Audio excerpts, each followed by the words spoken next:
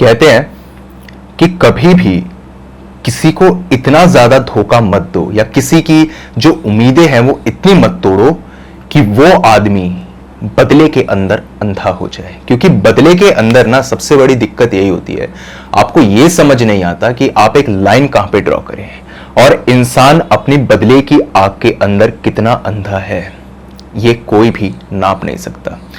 एक सवाल पूछूं आपसे, ब्रेकअप हुआ है कभी? किसी लड़की ने या किसी लड़के ने कभी धोखा दिया है?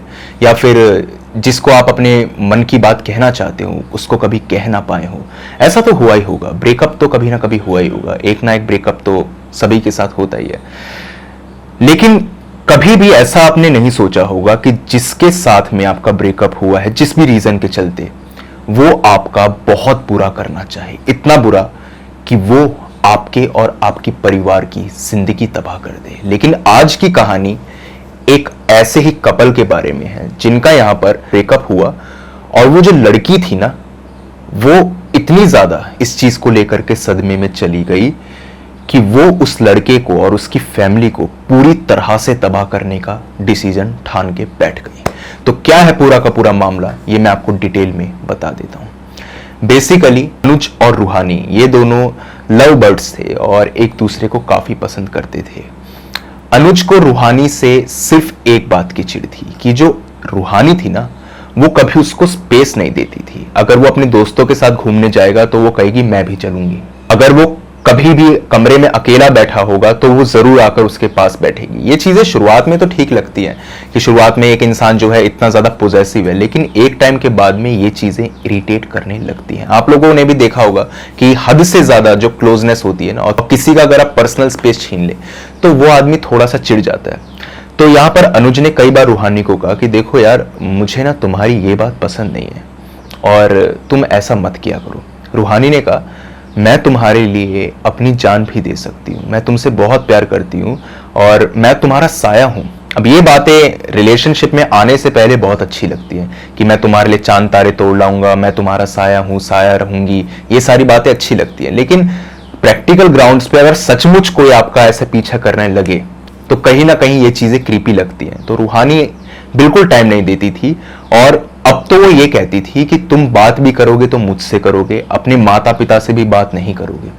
अनुज को ये चीजें बहुत चुभने लगी।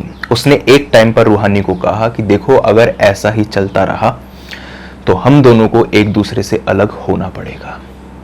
रूहानी ने जैसे ये बात सुनी, उसने साफ उसे उसी वक्त पे कहा, ये जो तुम्हारे मन के अंदर ख्याल आया है ना, इसे यहीं दफन कर दो।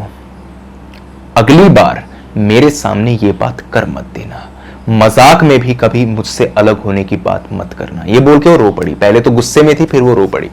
लेकिन अनुज ने उसको थोड़ा बहुत समझाया तो उसने कहा ठीक है, मैं तुम्हें पर्सनल स्पेस दे दिया करूंगी। फिर से 2-4 दिन के बाद में यही कहानी शुरू, यही सिलसिला शुरू कि वो बिल्कुल भी उसको टाइम नहीं देती थी। अब फाइनली अनुज ने उससे ब्रेकअप कर लिया। तो उस लड़की ने यहां पे क्या किया, उसने कहा कि मैं सुसाइड अटेम्प्ट करूंगी, मरूंगी नहीं, अटेम्प्ट सुसाइड कर लूंगी और उसके अंदर मैं ये लिखूंगी कि तूने मुझे यहां पे मजबूर किया है। अब इसके चलते तू पुलिस के यहां पे चक्कर काटेगा। और भाई पुलिस के आप जानते ही हैं और प्रशासन आप जानते ही हैं कि अगर लड़की ने ये बात बोल दी ना तो भाई कानून इसके लिए फिर बहुत स्ट्रिक्ट है। थोड़ा सा वो डरा जरूर और अब उसके पास कोई ऑप्शन नहीं रह गया था, तो उसने यहाँ पे एक काउंटर अटैक कर दिया। वो खुद पुलिस पे गया और उसने ये बात बोल दी कि ये लड़की मुझे ऐसे ऐसे टॉर्चर कर रही है और ये सारी बातें इसने कही है। अभी इसने अपने हाथ के ऊपर मेरा नाम लिखा हुआ है, अपने आप इसने अपने हाथ को काट लिया, नाइफ से काट लिया, मेरा नाम अनुज लिख दिया इसने और ये कह रही है मैं सुसाइड अटेम्प्ट करूंगी। पुलिस वालों ने जब इस चीज को देखा तो वो इस बात को समझ गए। अब रूहानी जो थी उसके पास कोई और ऑप्शन रह नहीं गया था। अनुज ने साफ कह दिया मैं तेरे जैसी लड़की के साथ में रिलेशनशिप में नहीं रह सकता। वो उससे दूर हो गया। वो रोती रही, बहुत रोती रही, उसने माफी मांगी, सब कुछ करा, लेकिन अनुज ने कहा नहीं, अब बस बहुत हो गया, अब नहीं, जो हुआ सो हुआ। वो उससे अलग रहने लगा। तो इसके बाद में जो रूहानी थी वो अपनी मॉम के पास गई और उसने अपनी मॉम को ये सारी बात बताई। मॉम जानती थी उनकी कि ये दोनों रिलेशनशिप में रहते हैं और वो दूसरे सिटी में रहते थे, मुंबई में रहते थे, तो लिव इन में रहते थे वो लोग। तो ये सारी बातें थी। उसकी मॉम ने यहां तक कि रूहानी को ये भी कह दिया कि बेटा तुम्हारे बीच में इंटरकोर्स हुआ था? उसने कहा हाँ। तो क्या ये आसार है कि तुम प्रेग्नेंट हो? उसने कहा नहीं। एक माँ अपनी बेटी के बारे में ये बात बोल रही है कि कल को अगर तू प्रेग्नेंट हुई तो तू इसको फंसा सकती है अच्छे से, फिर ये तेरे से बच के कहीं नहीं जा पाएगा। उसकी माँ की नेचर जो थी ना, वो मैं आपको बताता हूँ, वो भी ऐसे ही थी। वो अपनी बेटी के लिए पूरा पचती थी, चाहे सही हो चाहे गलत हो, उन्हें कोई लेना देना नहीं था। और वो भी पॉजेसिव थी। उनके जो हस्बैंड थे वो बेसिकली भाग गए थे, अपनी बेटी और अपनी वाइफ को छोड़ करके चले गए थे। और वो कहां गए ये आज तक किसी को नहीं पता। लेकिन एक बात लोगों को मालूम थी कि ये औरत जो है ये काला जादू वगैरह जानती है, और शायद इसने अपने पति को यहां पर मार दिया है, या इसी के चलते वो आदमी यहां से चला गया। रूहानी के पास अब कोई ऑप्शन नहीं रह गया था। तो रूहानी की मां ने कहा ठीक है, अगर वो लड़का तेरा नहीं हो सकता ना, तो वो किसी का नहीं होगा। अभी तक आपको स्टोरी यहां पर नॉर्मल लग रही होगी कि काले जादू की कहानी है, यही सब कुछ होगा इसके अंदर, फिर काला जादू रिवर्स हो जाएगा और उसकी मां मर जाएगी, ऐसे ही आपको लग रहा होगा। लेकिन कहानी इतनी सीधी नहीं है, पूरी ध्यान से सुनिएगा। उन्होंने यहां पर काला जादू कर दिया, और वो काले जादू में इधर बहुत ज्यादा महारत हासिल करे बैठी थी। उन्होंने यहाँ पे 40 दिन का टोटका किया, और वो 40 दिन का टोटका जो होता है वो बहुत ज्यादा भयानक होता है। उसके अंदर मैं आपको बताता हूँ, बेसिकली इंसान जो होता है ना, वो धीरे धीरे करके पागल होता है। वो अपने परिवार का खुद दुश्मन बन जाएगा, अपना खुद दुश्मन हो जाएगा, बाहर वालों के सामने नॉर्मल रहेगा, और रात में या फिर शाम के वक्त में उसके ऊपर एक अलग ही भूत सवार हो जाएगा। वो न जाने किस तरीके से बिहेव करेगा, और वो अपने आप को यहाँ पे हार्म करेगा। किसी आप उसको यहाँ पे साधु पे ले जाओ, किसी पंडित पे ले जाओ, वहां पे वो नॉर्मल है। तो डिटेक्ट करना बहुत मुश्किल होता है कि इस आदमी के साथ गड़बड़ क्या है। तो एक बार जो इधर रूहानी की माँ थी वो उनके घर पे गई, और उन्होंने ये बात कही कि देखिए मेरी बेटी का जो बिहेवियर था ये काफी ज्यादा ऑड था, और ये चीज जो है कहीं से लेकर कहीं तक सही नहीं है। मैं अपनी बेटी की तरफ से आपसे माफी मांगती हूँ। अनुज बेटा, मैं तुम्हें ये नहीं कह रही कि तुम इसके साथ रिलेशनशिप में आओ, तुम कभी मत आना, लेकिन दिल से इसे माफ कर सकते हो। देखो वो आने में शर्मा रही थी, और मैंने अपनी बेटी को बहुत डांटा है। तुम तो अच्छे लड़के हो, तुम माफ कर दोगे तो अच्छी बात रहेगी। वो लड़का अच्छा था, सच में दिल से अच्छा था। उसने कहा आंटी आप ये कैसी बात कर रही हैं, मेरे मन में उसके लिए कोई यहाँ पे गिला शिकवा नहीं है। मैं तो भगवान से खुद दुआ करता हूँ कि वो लड़की इधर स्वस्थ रहे, अच्छी रहे, और मैं तो बस यही चाहता हूँ। मैंने उसको माफ कर दिया। इस बात पे वो औरत बहुत खुश हुई। उसने एक टिफिन निकाला, उसके अंदर थे लड्डू, और वो लड्डू जो थे इधर बेसन वगैरह के लड्डू जो होते हैं ना, वो उसने घर के बनाए थे, और कहा बेटा ये लड्डू जो है ये तुम खाओ। अनुज पहले भी उनके घर पे गया था और उसने उस तरीके के लड्डू खाए हुए थे। वो जानता था कि रूहानी की मॉम लड्डू काफी अच्छे बनाती है, और उसको पसंद भी थे, तो उसने वो ले लिए। और इसी के साथ साथ जो रूहानी की माँ थी, उन्होंने कहा कि घर के सारे मेंबर्स को इसको खिला देना, अकेले बेटा डब्बे को साफ मत करना। ये उन्होंने हंसी मजाक के वे में कहा, तो वो भी हंस पड़ा और वो वहां से चली गई। अनुज के मन में भी ये बात आई कि मैं खामा खा रूहानी को इतना कर्ज कर रहा था, इतना सोच रहा था, और चलो जो बात हुई वो हुई। अब इस चैप्टर से आगे चला जाए, जिंदगी बहुत आगे बढ़ी है। तो उसने सभी लोगों को यहाँ पे लड्डू खिलाए और खुद भी खाए। आज उसे उन लड्डुओं का स्वाद थोड़ा अजीब लगा। उसे लगा कि इसके अंदर कुछ मिला विला सा है, लेकिन उसने फिर भी इस चीज को जो है जाने दिया। अब उसके फैमिली मेंबर्स ने सारे लड्डू खा लिए। तो कमाल की बात सुनिए, अनुज के साथ यहाँ पे कुछ अजीब नहीं हुआ। अनुज के साथ कुछ नहीं हुआ। उसकी जो छोटी बहन थी उसके साथ में यहाँ पे अजीबोगरीब चीजें होती। वो यहाँ पे कहती कि मुझे मरे हुए लोग दिखाई देते हैं, वो लोग हमें मारना चाहते हैं, मुझे सपने में भी दिखाई देते हैं, हकीकत में भी दिखाई देते हैं, और जब मैं उनसे पूछती हूं ऐसा क्यों, तो वो सिर्फ हंसते हैं। हमें नहीं पता कि हमने क्या किया भैया, हमने तो कोई चौराहा भी यहाँ पर नहीं क्रॉस किया, ना ही हमने कुछ अजीबोगरीब चीजें करी, ना हमारी किसी से दुश्मनी है, ऐसा क्यों हो रहा है। दिन पे दिन उसकी तबीयत यहाँ पे खराब होती रही। वो यहाँ पे पानी से डरने लगी। उसने यहाँ पे खाना खाना बंद कर दिया, चिल्लाती, चीखती, रोती, अपने आप को नोचती, ये सारी चीजें वो करती, अपने कपड़े तक फाड़ लेती। इसी के साथ साथ जो घर में भगवान वगैरह की मूर्तियां थी उनको भी वो यहाँ पे डिस्ट्रॉय करने की कोशिश करती थी। उसे बहुत रोका जाता तो वो रुकती नहीं, और बस ये कहती थी कि तुम सभी के ऊपर यहाँ पर मौत तांडव कर रही है, जब तक तुम लोग मरोगे नहीं ना तब तक उसको सुकून नहीं मिलेगा। ये बात वो बोलती थी। और जब वो नॉर्मल होती तो उसे कुछ याद नहीं रहता कि उसने कहा क्या है। अब यहाँ पर ये जो चीज थी ये काफी ज्यादा और थी। तो उन्होंने यहाँ पे काफी डॉक्टर्स वगैरह को दिखाया, बट उन्होंने कहा कि कोई दिक्कत नहीं है, लड़की बिल्कुल ठीक है। क्योंकि वहां पर जैसा मैंने आपको बताया, वहां पर जैसी डॉक्टर वगैरह पे जाती थी तो बिल्कुल नॉर्मल हो जाती थी। घर के अंदर बेसिकली यहाँ पे कंस्ट्रक्शन का काम चल रहा था, ऊपर वाला फ्लोर जो था उस पर यहाँ पे सरिये वगैरह गड़े हुए थे। उस लड़की के अंदर न जाने कहां से इतनी शक्ति आ गई कि वो ऊपर गई, उसने वो सरिया जो था उसको पूरा मोड़ दिया, एक हाथ से उसने वो सरिया मोड़ दिया, और उसके बाद में जो उसका हाथ था उसी को उसने सरिये के अंदर घुसेड़ दिया। और घुसेड़ने के बाद में इधर अनुज को देख करके हंसने लगी और कहने लगी कि तू अपने पापों की सजा भुगत रहा है, जो तूने किया है वो बिल्कुल ठीक नहीं है, वो तुझसे बहुत दुखी है, और वो सिर्फ और सिर्फ तभी खुश होगी जब तू तड़प तड़प के और तेरे घर वाले तड़प तड़प के मरेंगे। अनुज को समझ नहीं आता था कि उसने ऐसा किया क्या है।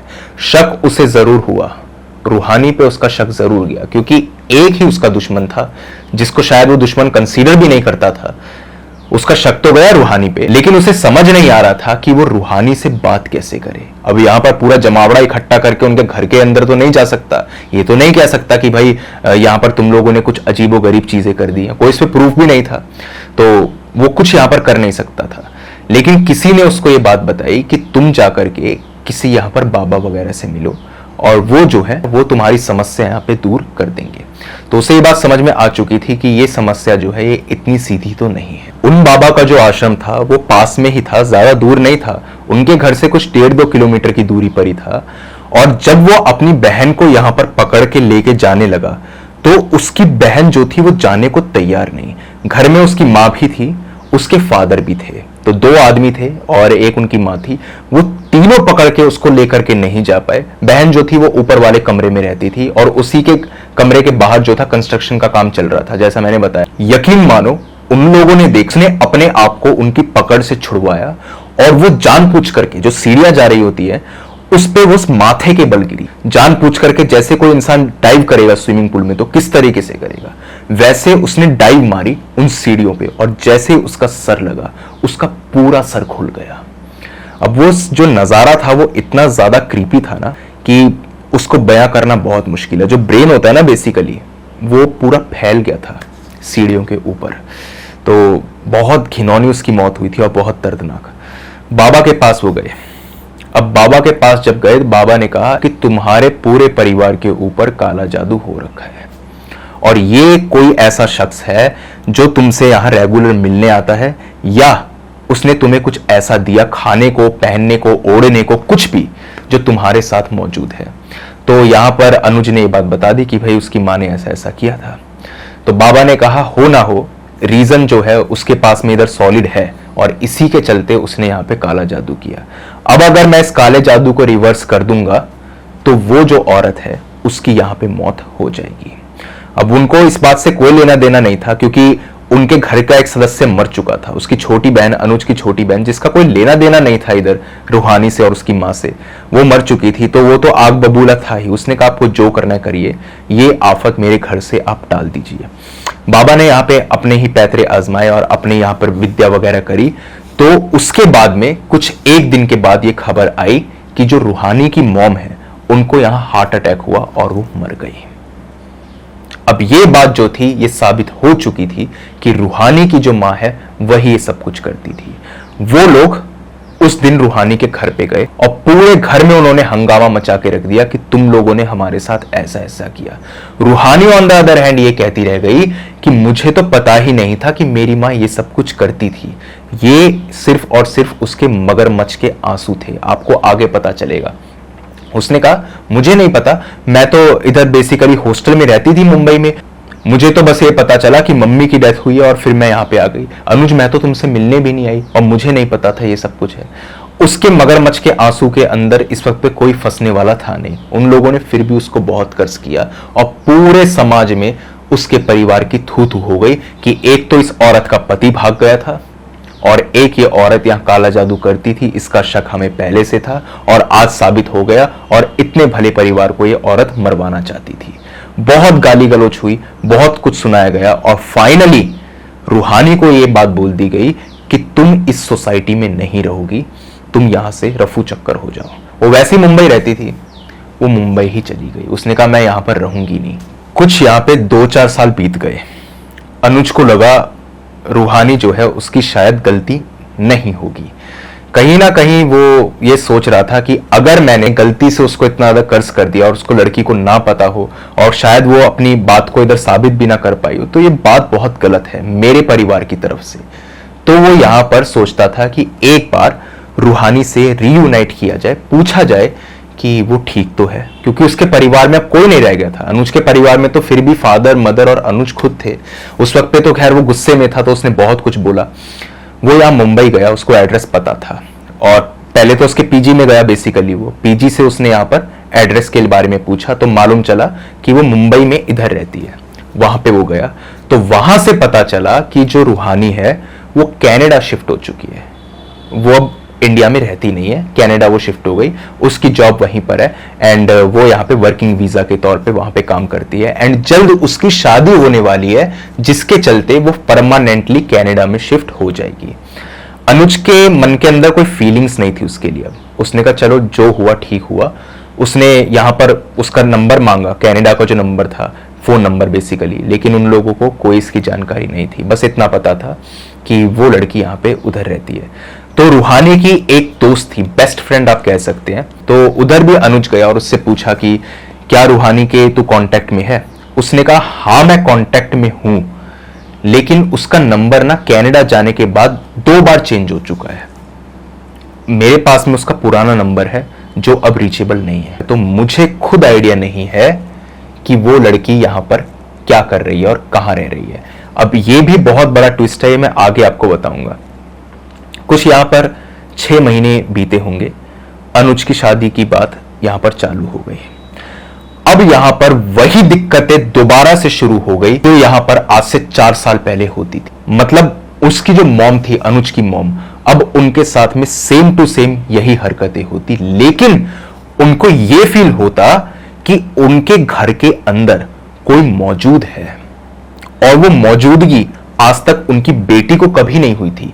वो उसकी दिमागी उपज जरूर कह सकते हैं या फिर काले जादू के चलते उसको ऐसा लगता था, लेकिन यहां पर जीता जागता कोई शख्स उनको अपने घर के अंदर महसूस होता था, जिसके होने के कारण घर में खुशबू रहती थी और उसी के होने के कारण घर में कभी भी कुछ मीठा नहीं बचता था। कुछ अंदाजा लगा पा रहे हैं आप? यानी कि अनुज के घर के अंदर इस वक्त पे कोई जिन्न मौजूद था। अब उन लोगों ने यहां पर सारी बातें रिकॉल कर डाली जो हो सकती थी कि हमने यहां पे कोई टोना टोटका तो नहीं कर दिया, किसी चौराहे पे से तो हम नहीं गुजर गए, होली दिवाली पे किसी ने हमें कर्ज तो नहीं कर दिया हो। लेकिन हर तरफ से उनको बस निराशा ही हाथ आ रही थी, क्योंकि किसी ने भी ऐसा नहीं किया था। उन्हें समझ नहीं आ रहा था कि आखिर वो शख्स है कौन। उनको जिनके बारे में इतना मालूम नहीं था। अनुज की मॉम अब दिन प्रतिदिन यहाँ पे पागल होने लगी। रात में न जाने किस लैंग्वेज में वो बात करती और घर के सभी सदस्यों को यहाँ पे कर्ज करती। अपने सर को वो दीवार में दे दे करके मारती। यहाँ पर जो लक्कड़ होती है ना, उसको वो चबाने की कोशिश करती और यहाँ पर वो जो भी बात बोलती वो लगभग सच हो जाती। एक बार उनके हस्बैंड ने उन्हें रोकने की कोशिश करी और उनके हाथ पकड़ के बांध दिए, तो उन्होंने यहाँ पे कहा तू चाहे कितनी कोशिश कर ले, तू मुझे कभी रोक नहीं सकता। कल का दिन तेरे लिए नरक साबित होगा। तेरा इतना गंदा एक्सीडेंट होगा कि तू उसे कभी भुला नहीं पाएगा। ये बात बिल्कुल सच साबित हुई। अगले दिन जब वो ऑफिस जा रहे थे तो ऑफिस जाते हुए ही उनको किसी कार ने यहाँ पे टक्कर मार दी, जिसके चलते उनके पैर की जो हड्डी थी वो चकनाचूर हो गई। जो उनकी वाइफ ने बात बोली थी वो बिल्कुल सच हो गई थी। जो जो वो बात बोलती थी वैसा ही हो रहा था। अनुज को उसकी जॉब से निकाल दिया गया। अनुज के जो फादर थे उनका यहाँ पे एक्सीडेंट हो गया था। वो लोग इकोनॉमिकली भी वीक होते जा रहे थे और वो ये कहती थी कि अगर तुम यहाँ पर किसी को बुलाओगे मदद के लिए तो मैं इसको यहाँ पे तड़पा तड़पा के मारूंगा। ये बच नहीं सकती, तुम चाहे जो कर लो ये बच नहीं पाएगी। लेकिन वो लोग हाथ पे हाथ धर के भी नहीं बैठ सकते थे। एक सदस्य इतना बीमार है और उसके साथ में ऐसा हो रहा है, तो उनको कुछ ना कुछ तो करना ही था। तो ये सारी जो दिक्कतें थी ये बहुत बड़ी थी। तो एक दिन अनुज यहाँ पे पारुल के पास में गया। वो रूहानी की बेस्ट फ्रेंड थी ना पारुल, जिसके बारे में मैंने जिक्र किया था, उसके पास में वो गया क्योंकि उसे लग रहा था कि पारुल को कुछ तो मालूम है जो वो छुपा रही है। लेकिन अभी भी उसका शक रूहानी पर नहीं गया था। अनुज सोच रहा था रूहानी ये सब कुछ नहीं कर सकती। वो पारुल के पास में गया और उसने पारुल से कहा, पारुल उस दिन जब तुम मुझे रूहानी के बारे में कुछ बता रही थी तो मैं तेरे चेहरे पे एक शिकन देख रहा था, इसी के साथ साथ कोई बात तो थी जो तू मुझसे छुपा रही थी। पारुल ने इधर उधर देखा जैसे कोई वहां मौजूद हो और उसने कहा, यार अनुज, मैं तुझे बताना तो चाहती हूँ मगर पता नहीं यार, मैं बताऊंगी तो मेरे साथ कुछ अजीब ना हो जाए। उसने कहा, क्या इस चीज के अंदर रूहानी इन्वॉल्व है? मुझे बस इतना बता। पारुल ने कहा, देख मैं, बस वो इतना ही बोल पाई, देख मैं, ये दो शब्द बोल पाई कि इतने में उसकी मां की जो आवाज थी वो कमरे से आई। वो अचानक से गिर गई थी और उनके पैर में से यहां पे खून निकल रहा था एकदम से। न जाने वो कैसे गिरी, क्योंकि फर्श पे ना तो पोछा लगा रखा था ना फर्श चिकना था, अपने आप ही वो फिसल के गिर गई। तो पहले तो उनको हॉस्पिटल लेके जाया गया और बात इधर उधर की हो गई। थोड़ी देर के बाद में अनुज ने दोबारा से पारुल से पूछा, हाँ पारुल बोल, तू क्या बता रही थी? पारुल ने कहा, नहीं नहीं, मैं कुछ नहीं, मैं बस ये कह रही थी वो ना मेरी मॉम को डायबिटीज है, बस मैं ये कह रही थी।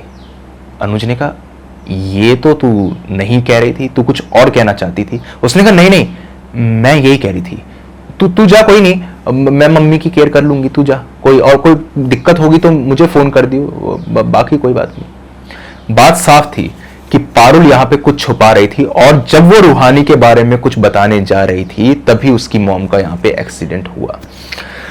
अब यहां पे अनुज की मॉम की तबीयत दिन पे दिन और खराब होती गई। वो यहां पर कभी तो नॉर्मल बिहेव करती, कभी बिल्कुल ही अग्रेसिव बिहेव करती, यहां तक कि जो उनके घर का पेट था उस तक को भी उन्होंने मार डाला था। उनका एक कुत्ता था जो यहाँ पे अनुज की मॉम का ही फेवरेट था, वही उसको लेकर के आई थी, क्योंकि वो स्ट्रे डॉग था बेसिकली, उसको वो लेकर के आई थी, उसी को उन्होंने मार डाला था। और उसके जो फर होते हैं ना, उसको उन्होंने नोच डाला था, उसकी पूरी बॉडी को उन्होंने नोच डाला था। और ये काम कोई इंसान तो नहीं कर सकता था, कुछ ना कुछ तो दिक्कत थी, लेकिन वो डर रहे थे कि किसी साधु पंडित, किसी इधर पीर बाबा से, किसी से भी बात करे या ना करे, क्योंकि जो भी वो शक्ति थी उसने यहाँ पे साफ हिदायत दी थी कि ऐसा मत करना। लेकिन अनुज ने ठान लिया कि अब मैं चुप नहीं बैठूंगा। वो यहाँ पे एक बाबा के पास में गया, उनको उसने शुरुआत से पूरी बात बताई कि 4 साल पहले क्या हुआ था, इसी के साथ साथ अब मेरी मां के साथ क्या हो रहा है। बाबा यहां पे आए, बाबा ने आते ही कहा, इनके ऊपर काला जादू हो रखा है। अनुज ने कहा, काला जादू किसने? तो इधर बाबा ने कहा, वही रूहानी, उसने किया है। अनुज ने कहा, यह चीज पॉसिबल है ही नहीं, क्योंकि मैं पिछले 4 साल से उससे नहीं मिला और हम लोग किसी भी अनजान आदमी की दी हुई चीज को छूते तक नहीं है जब से हमारे साथ ये इंसिडेंट हुआ है। बाबा खुद इधर हैरानी में रह गए कि आखिर फिर मामला है तो है क्या, क्योंकि ये साफ इंडिकेशन था काले जादू का। लेकिन बाबा को इधर एक चीज नहीं पता थी, वो मैं आपको आगे बताता हूं। बाबा ने कहा, हो ना हो ये काला जादू ही है और इसको मैं यहाँ पे रिवर्स करने की कोशिश करता हूँ। बाबा यहाँ पर एक मजार से एक पीर बाबा को भी लेकर के आए और उनको उन्होंने कहा कि देख करके तो ऐसा लग रहा है कि इसके ऊपर जिन्न का साया है और कहीं ना कहीं काला जादू भी है। तो वो दोनों ही इसी उधेड़बुन में थे कि आखिर ये दिक्कत है क्या। लेकिन उन्होंने यहाँ पर अपने अपने पैतरे आजमाए और किसी तरीके से उनकी बॉडी को यहाँ पे काबू करने की कोशिश करी। तो उन लोगों ने देखा कि जब वो यहाँ पर एक्सॉर्सिज्म परफॉर्म कर रहे थे तो उनकी बॉडी के ऊपर यहाँ पे घाव होने शुरू हो गए और उन घावों में से धुआं निकल रहा था, जैसे अंदर से कोई उनको जला रहा हो। उनकी बॉडी जल रही, वो चीख रही थी, बहुत तेज तेज चीख रही थी। ये सब कुछ वो लगातार कर रही थी। तो अनुज से ये चीज देखी नहीं गई, उन्होंने उन दोनों को वहीं पर रोक दिया और कहा, आगे कुछ मत करना, मैं अपने आप देख लूंगा कि क्या करना है क्या नहीं, ऐसे तो मेरी मां मर जाएगी। उसने जैसे ही उन लोगों को रोका, अनुज ने ये चीज खुद देखी और भी इधर जो थे ना पड़ोसी वगैरह वो इकट्ठा हो चुके थे, क्योंकि वो लोग इधर सोसाइटी में रहते थे और रोज के ये झमेले थे, तो आस पड़ोस के लोग इकट्ठा हो चुके थे। सब लोगों ने ये चीज देखी कि वो जो दोनों लोग वहां पर मौजूद थे, किसी ने उनको इतनी तेज धक्का दे करके मारा कि वो लोग घर के सीधा बाहर जाके गिरे। जब वो बाहर गिरे उन्हें बहुत ज्यादा यहाँ पर चोट आई और उन लोगों ने यहाँ पर साफ बात कह दी कि ये जो भी शक्ति है इसे हम तो काबू नहीं कर सकते। वो यहाँ पर एक मौलवी पर गया, काफी जाने माने मौलवी थे, उनके पास में गया और उनको उसने सारी बात बताई कि ऐसी ऐसी बात है। वो घर में आए तो यहाँ पर जो अनुज था वो अपनी माँ को बांध करके रखता था, क्योंकि अब उनकी तबीयत दिन प्रतिदिन यहाँ पे और खराब हो रही थी। वो यहाँ पर आए, उन्होंने कहा, ये काला जादू नहीं है, ये किसी जिन्न का साया है जो तुम्हारे घर के ऊपर पड़ा है। अब उन्होंने यहाँ पर सारी बात पूछी उनसे कि क्या तुम लोगों ने कुछ यहाँ पर चौराहे पे रखा था, किसी ऐसी अबेंडेंट जगह पे तुम गए थे, या किसी से तुम्हारी दुश्मनी थी, या कभी तुमने ऐसी कोई मुराद मांगी हो जो यहाँ पर भगवान से या अल्लाह से पूरी ना हो सके, या तुमने कोई काला जादू वगैरह किया हो। उसने कहा ऐसा कुछ नहीं किया।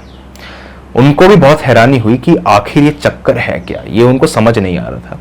तो उन्होंने कहा कोई बात नहीं, जिन्न जो है इसको निकालना ज्यादा बड़ी बात नहीं है, मैं इसको निकालने की कोशिश करता हूँ।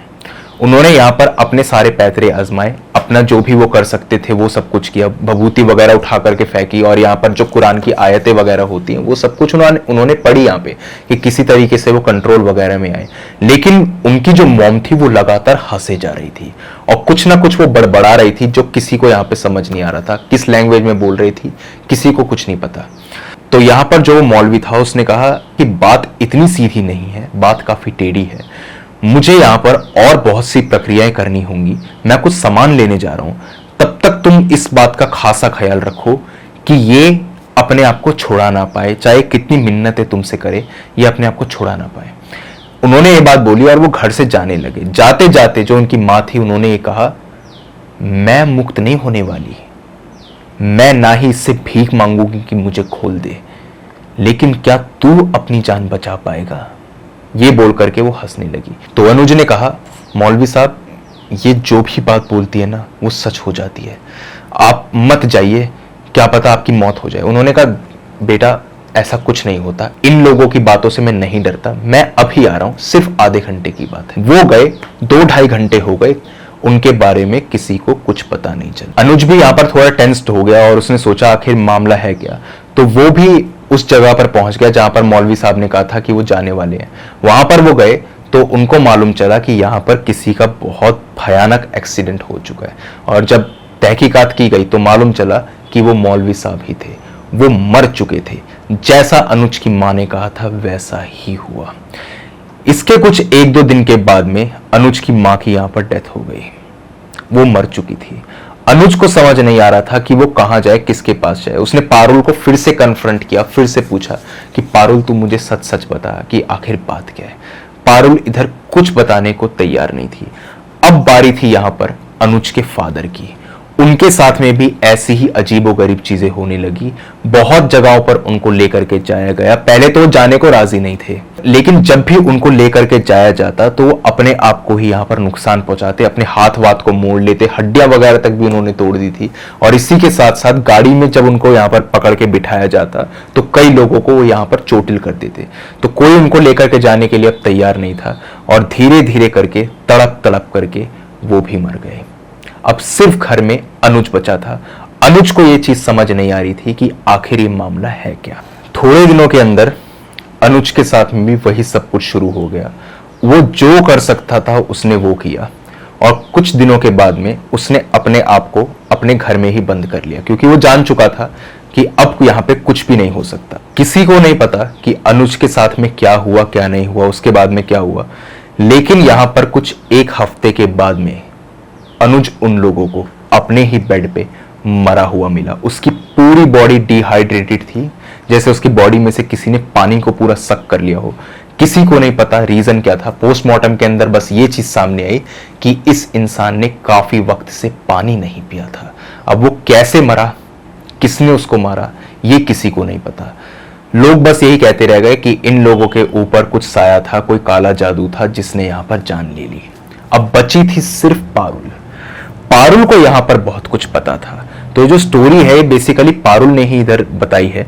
तो पारुल ने ये बात बोली कि वो लड़की जो थी रूहानी, वो यहाँ पे कनाडा चली गई थी, और कनाडा जाने से पहले उसने एक ऐसी विद्या सीखी थी जिसके बारे में बहुत कम लोगों को पता है।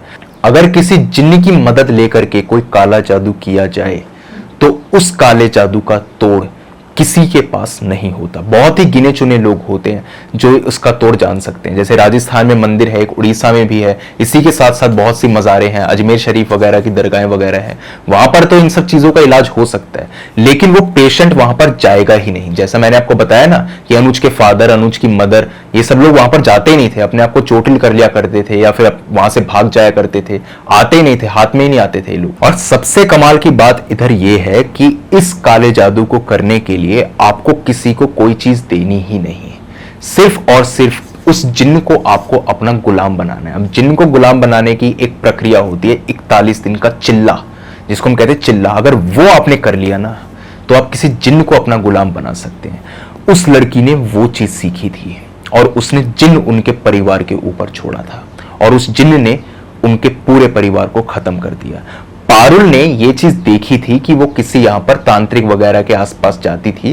वो तांत्रिक कौन था ये उसको नहीं पता, लेकिन उसको एक शक तो था क्योंकि कई बार उसने कब्रिस्तान वगैरह जाते हुए उसको देखा था। तो ये चीज पारुल को पता थी और पारुल को कहीं ना कहीं उसकी थोड़ी बहुत सच्चाई भी पता थी।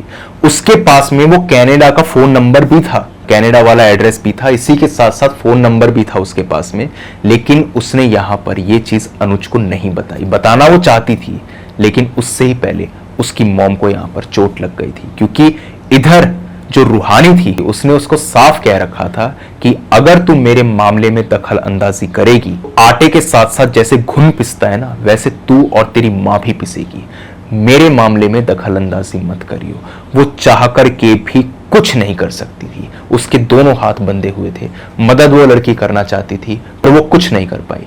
इसी के साथ साथ जो रूहानी है वो आज भी कनाडा में है, उसकी शादी भी हो गई, उसका बच्चा भी हो गया, लेकिन जो उसको बदला यहां पर लेना था वो उसने ले लिया। और ये वो कभी करना नहीं चाहती थी। उसकी मां तो काला जादू करती थी, उसको भी ये बात मालूम थी कि मेरी मां काला जादू करती है। वो उसके परिवार से इस तरीके से बदला लेना नहीं चाहती थी, लेकिन जब उनका परिवार यहां पर आया था और उस लड़की को यहां पर बहुत भला बुरा उन्होंने बोला था, तो उसने एक कसम ठान ली थी कि मैं इन लोगों को बर्बाद कर दूंगी। एक तो पहले से ही अनुज के साथ में उसका ब्रेकअप, और उसके साथ साथ ये और चीज जो थी ये उसे कहीं ना कहीं खाई जा रही थी, और उसने ये बदला उन तीनों की जान लेकर के पूरा किया। जैसा अक्सर लोग कहते हैं ना कि एंड में सब कुछ सही हो जाता है, हैप्पी एंडिंग। कई स्टोरीज ऐसी होती है जिनमें हैप्पी एंडिंग होती ही नहीं।